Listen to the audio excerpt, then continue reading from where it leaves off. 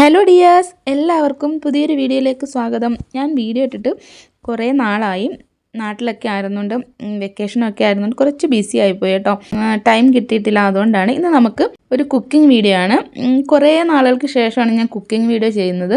അപ്പോൾ നമുക്കിന്ന് നല്ലൊരു എഗ് റോസ്റ്റ് തയ്യാറാക്കി നോക്കാം. ചോറിൻ്റെ കൂടെയും ചപ്പാത്തിയുടെ കൂടെയും ഒക്കെ കഴിക്കാൻ പറ്റുന്ന ഒരു എഗ് റോസ്റ്റാണ് കേട്ടോ. ഒരു കാര്യം പറയാൻ മറന്നു. ആദ്യമായിട്ടാണ് നിങ്ങളെൻ്റെ വീഡിയോ കാണുന്നതെങ്കിൽ സബ്സ്ക്രൈബ് ചെയ്യാൻ മറക്കരുത്. പിന്നെ സബ്സ്ക്രൈബ് ചെയ്യാതെ കാണുന്ന കൂട്ടുകാരുണ്ടെങ്കിൽ സബ്സ്ക്രൈബ് ചെയ്യണേ. പിന്നെ നിങ്ങൾക്ക് എൻ്റെ വീഡിയോ ഒക്കെ ഇഷ്ടമാവുന്നുണ്ടെങ്കിൽ ലൈക്ക് ചെയ്യാനും ഷെയർ ചെയ്യാനും മറക്കരുത്. അപ്പോൾ നമുക്ക് എങ്ങനെ തയ്യാറാക്കുന്നതെന്ന് നോക്കാം. പാൻ ചൂടായി കഴിയുമ്പോൾ അതിലേക്ക് ആവശ്യത്തിന് വെളിച്ചെണ്ണ ഒഴിച്ചു കൊടുക്കാം. ആദ്യമേ തന്നെ നമുക്ക് മുട്ട പുഴുങ്ങി വയ്ക്കണം കേട്ടോ. നിങ്ങൾക്ക് എത്ര മുട്ടയാണോ ആവശ്യം അത്രയും മുട്ട ആദ്യം തന്നെ പുഴുങ്ങി വയ്ക്കുക. ഞാനിപ്പോൾ ഒരു 5 മുട്ടയുടെയാണ് കാണിക്കുന്നത്. ഇപ്പോൾ എണ്ണ ചൂടായി വന്നിട്ടുണ്ട്. ഇതിലേക്ക് ബേ ലീഫും കറുകപ്പട്ടയും 3-4 ഗ്രാമ്പും കൂടി ചേർത്ത് കൊടുക്കാം. ചേർത്ത് കൊടുത്തിട്ട് നന്നായിട്ട് ഇളക്കിക്കൊണ്ടിരിക്കാം. അപ്പോൾ ഇത് ചെറുതായിട്ടൊന്ന് ഫ്രൈ ആയിട്ടുണ്ട്. ഇനി ഇതിലേക്ക് ഞാൻ ഇഞ്ചി വെളുത്തുള്ളി പേസ്റ്റാണ് ചേർത്ത് കൊടുക്കുന്നത്. ഇനി ഇഞ്ചി വെളുത്തുള്ളി പേസ്റ്റും നന്നായിട്ടൊന്ന് ഫ്രൈ ചെയ്തെടുക്കണം. അപ്പോൾ ചെറുതായിട്ടൊന്ന് ഇളക്കി കൊടുക്കാം ഫ്രൈ ആവാൻ വേണ്ടിയിട്ട്. ചെറുതായിട്ടൊന്ന് ഫ്രൈ ആയി കഴിഞ്ഞിട്ടുണ്ട്. ഇനി ഇതിലേക്ക് ഞാൻ സവാളയാണ് ചേർത്ത് കൊടുക്കുന്നത്. 4 വലിയ സവാള അരിഞ്ഞതാണ് ചേർത്ത് കൊടുക്കുന്നത്. നിങ്ങൾക്ക് വേണമെങ്കിൽ ചെറിയ ഉള്ളി ഉണ്ടെങ്കിൽ 2 വലിയ സവാള അരിഞ്ഞതും ബാക്കി ചെറിയ ഉള്ളിയും കൂടി ചേർത്ത് കൊടുക്കാം.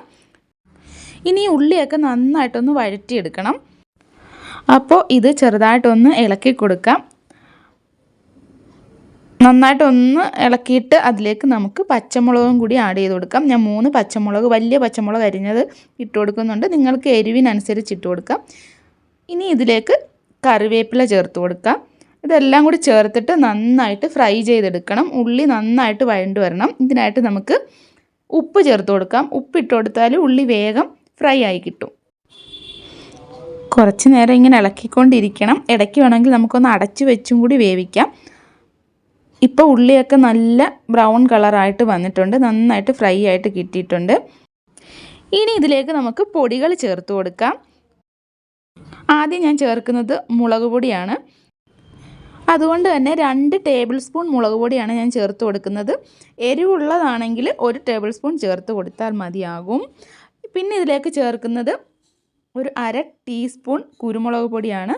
പിന്നെ ചേർക്കേണ്ടത് 1/2 ടീസ്പൂൺ പെരിഞ്ജീരകം പൊടിച്ചതും 1/2 ടീസ്പൂൺ മഞ്ഞൾപ്പൊടിയും കൂടി ചേർത്തിട്ട് നന്നായിട്ട് ഇളക്കുക. ഇതിൻ്റെ പച്ചമണമൊക്കെ മാറുന്നത് വരെ ഇളക്കി കൊടുക്കുക.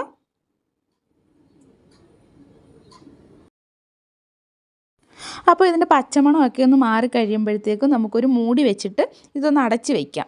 ഒരു 2 സെക്കൻഡ് അടച്ച് വെച്ച ശേഷം വീണ്ടും തുറക്കാം. തുറന്നിട്ട് വീണ്ടും ഒന്ന് ഇളക്കി കൊടുക്കാം. ഉള്ളി ഒന്ന് വേവാൻ വേണ്ടിയിട്ടാണ് അടച്ച് വയ്ക്കുന്നത്. ഇനി ഇതിലേക്ക് വലിയൊരു ടൊമാറ്റോ അരച്ചതാണ് ചേർക്കുന്നത്. ചെറിയ ടൊമാറ്റോ ആണെങ്കിൽ 2 എണ്ണം എടുക്കാം. അപ്പോൾ ഈ ടൊമാറ്റോ അരച്ചതും കൂടി ചേർത്തിട്ട് നന്നായിട്ട് ഇളക്കാം. ഇളക്കിയ ശേഷം ഈ ടൊമാറ്റോയുടെ വെള്ളമൊക്കെ പറ്റിയിട്ട് ഒരു കുഴമ്പ് രൂപത്തിൽ വരുന്നവരെ നമുക്ക് ഇളക്കിക്കൊണ്ടിരിക്കാം. അതുവരെ വെയിറ്റ് ചെയ്യണം.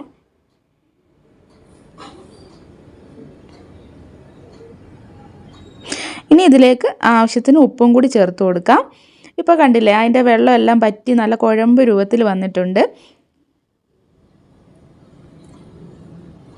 ഇനി ഇതിലേക്ക് ഞാൻ ആഡ് ചെയ്ത് കൊടുക്കുന്നത് കുറച്ച് വെള്ളമാണ്. വെള്ളം എന്ന് പറയുമ്പോൾ ചൂടുവെള്ളം തന്നെ ഒഴിച്ചു കൊടുക്കാനായിട്ട് ശ്രമിക്കുക. ഇല്ലെങ്കിൽ ടേസ്റ്റ് കുറയും കറിയുടെ. ഒരു 1/4 ഗ്ലാസ് വെള്ളം മാത്രം എന്ന് വെച്ചാൽ ഒരു 4 ടേബിൾ സ്പൂൺ വെള്ളം മാത്രമേ ഞാൻ ഒഴിച്ചു കൊടുക്കുന്നുള്ളൂ.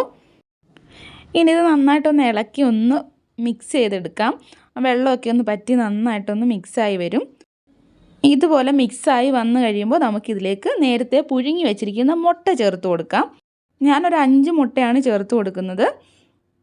അപ്പോൾ നിങ്ങൾ മുട്ടയുടെ എണ്ണം കൂട്ടുവാണെങ്കിൽ ഗ്രേവി ഇച്ചിരിയും കൂടെ കൂടുതൽ ഉണ്ടാക്കാനായിട്ട് ശ്രമിക്കണം. മീൻസ് ഇതിനകത്ത് എടുക്കുന്ന ഇൻഗ്രീഡിയൻസ് കുറച്ചുകൂടി കൂടുതൽ എടുക്കണം. പിന്നെ ഈ ഒരു രീതിയിൽ വേണം റോസ്റ്റ് ചെയ്തെടുക്കാനായിട്ട്.